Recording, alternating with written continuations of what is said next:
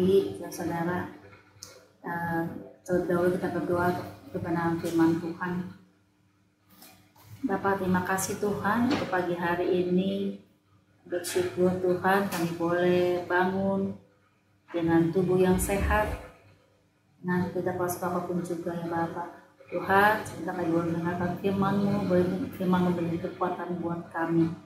Terima kasih Bapak, berikan kami hati yang senantiasa, hati yang ridho akan Kau ya Bapak. Terima kasih Tuhan berkat firman-Mu. Di dalam nama Tuhan Yesus kami sambut berkat firman-Mu.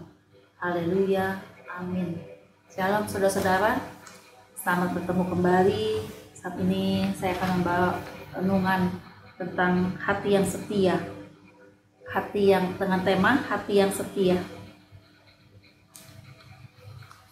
Ada di dalam satu ayat ya, cukup singkat, ayat di dalam Amsal 2:19 ayat 22a. Katakan, sifat yang diinginkan pada seseorang adalah kesetiaannya. Sifat yang diinginkan pada seseorang adalah kesetiaannya. Ya, jadi kesetiaan ini berarti saudara ya, kesetiaan ini berarti keteguhan hati. Keteguhan hati. Dikatakan kalau setia itu sangat erat kaitannya dengan taat dan setia. Baik itu di dalam persahabatan atau pelayanan atau apapun juga, kesetiaan seringkali dikaitkan dengan satu kepatuhan ya.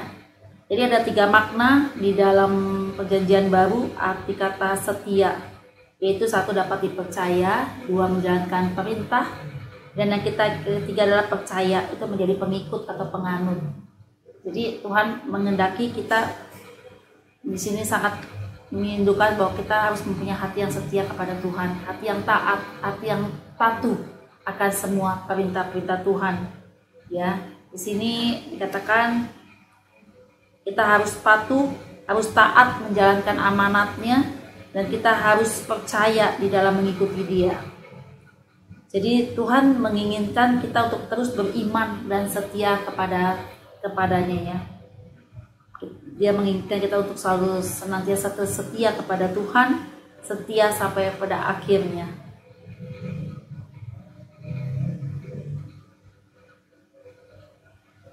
Jadi kesetiaan ini di sini dikaitkan ada satu ketekunan. Kesetiaan itu berarti kita harus tekun. Tekun ya, di dalam Roma 12 ayat 12. Ya, Roma 12 ayat 12 ya. Ada di dalam Roma 12. Kita baca Roma 12. Roma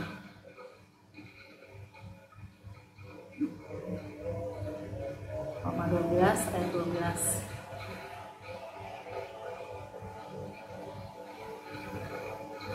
Jadi dikatakan, bersukacitalah di dalam pengharapan, sabarlah di dalam kesesakan, dan bertekunlah di dalam doa.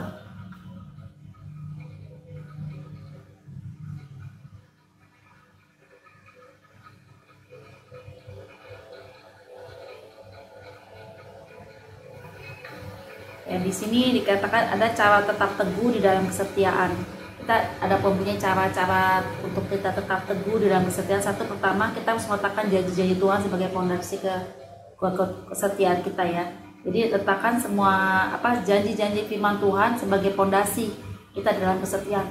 Karena kadang-kadang hati kita dapat dipengaruhi oleh berbagai situasi keadaannya. Dimana kalau misalnya kita menghadapi situasi yang sulit atau situasi apapun, kadang-kadang kondisi hati kita untuk tetap setia itu menjadi goyah. Kadang-kadang kita tidak fokus kepada Tuhan, tetapi kadang-kadang kita seringkali fokus kepada masalah kita ataupun pergumulan hidup kita.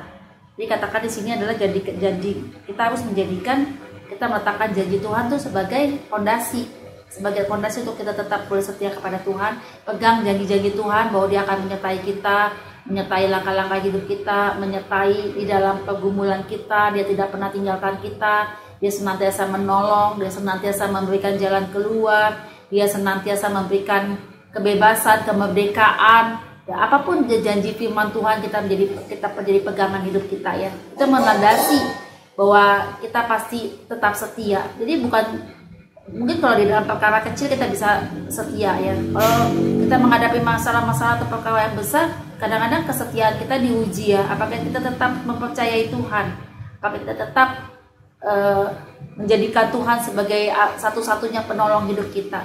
Kadang-kadang hati kita difokuskan kepada situasi sekitar kita ya. Kita kadang-kadang seringkali menjadi tidak fokus karena seringkali hal-hal seperti itu yang senantiasa meragukan kita. Oleh sebab itu, teruslah kita fokus kepada Tuhan. Jadikan itu janji Tuhan itu sebagai fondasi.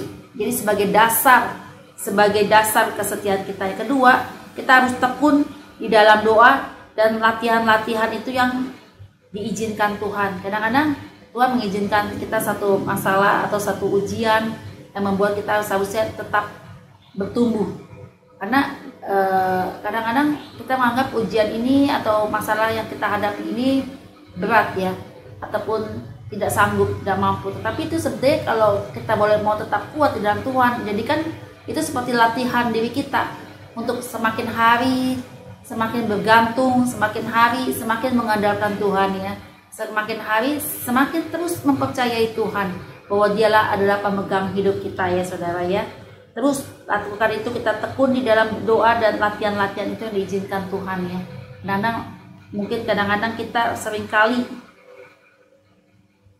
kita dihadapin pada situasi yang tidak sulit untuk kita tetap setia kepada Tuhan. Tapi percaya ya, seperti saya katakan, terus tetap fokus pada Tuhan, terutama pada janji Tuhan. Itu yang menjadi kekuatan buat kita senantiasa untuk kita boleh tetap setia dan menantikan pertolongan Tuhan. Bahwa percaya bahwa pertolongan Tuhan tidak pernah terlambat. Jadi kita pandang itu sebagai tantangan dan kesulitan, dan itu kita yakini adalah sesuatu yang bermanfaat bagi kita. Kalau kita menghadapi masalah, itu merupakan satu latihan untuk kita ke depannya lebih lagi mengenal Tuhan, lebih lagi dekat kepada Tuhan, lebih lagi itu kita menjadi latihan di dalam Tuhan ya.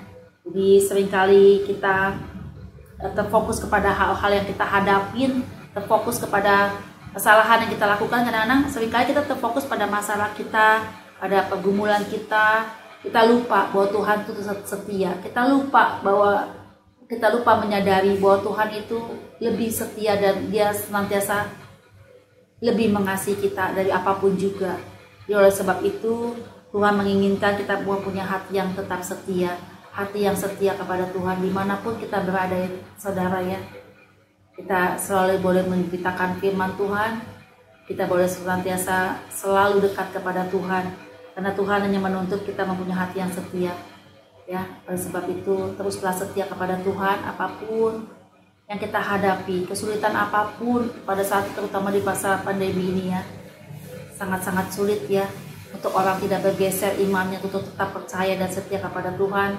Kadang-kadang situasi menggoyahkan kita, kadang-kadang keadaan dunia melemahkan iman kita, kadang-kadang keadaan sekeliling kita tidak membuat kita kuat, tidak membuat kita tetap ada di jalur Tuhan. Seringkali mungkin kita keluar daripada jalur itu, tetapi kembali saat ini Tuhan mengingatkan kita bahwa kita harus mempunyai hati yang setia kepada Tuhan ya. Karena kita percaya di dalam kesetiaan itu adalah iman, sumber kekuatan kita untuk menjadi sumber kekuatan kita ya.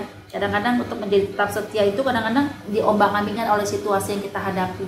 Kadang-kadang kita mau tetap setia, tetapi mungkin kenalurian kita atau mungkin keadaan yang membuat kita tuh tidak setia kepada Tuhan ya saudara. Sebab itu seringkali kita tidak fokus kepada Tuhan. Mulai saat ini kita percaya ya, kita membawa pikiran kita, membawa hati kita sungguh-sungguh fokus hanya kepada Tuhan, bahwa kita tetap mempercayai bahwa rancangan Tuhan adalah rancangan yang terbaik, damai sejahtera, bukan kecelakaan atau apapun juga, tapi rancangan Tuhan adalah yang terbaik dalam hidup kita. Demikianlah renungan saat ini, renungan pagi hari ini. Biarlah kita tetap setia kepada Tuhan sampai akhir hayat hidup kita.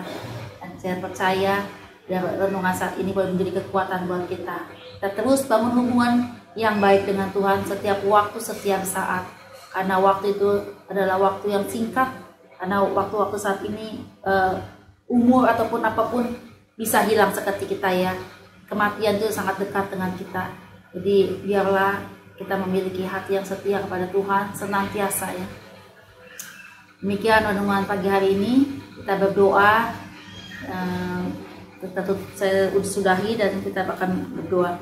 Tuhan Yesus, terima kasih Bapa untuk berkat-Mu, firman-Mu menjadi kekuatan buat kami. Tuhan, sertai anak-anak-Mu yang akan beraktivitas pagi hari ini, biar kami boleh beraktivitas dari pagi hari ini hingga sore dan malam nanti dengan penyertaan Tuhan. Kau sertai Tuhan, Kau berikan kesehatan dan juga Engkau memberkati keluarga besar kami di GSJ SWAT ini Tuhan. Terima kasih Bapa, di dalam nama Tuhan Yesus kami sudah berdoa dan mengucap syukur. Haleluya, amin, shalom. Selamat pagi, selamat beraktivitas.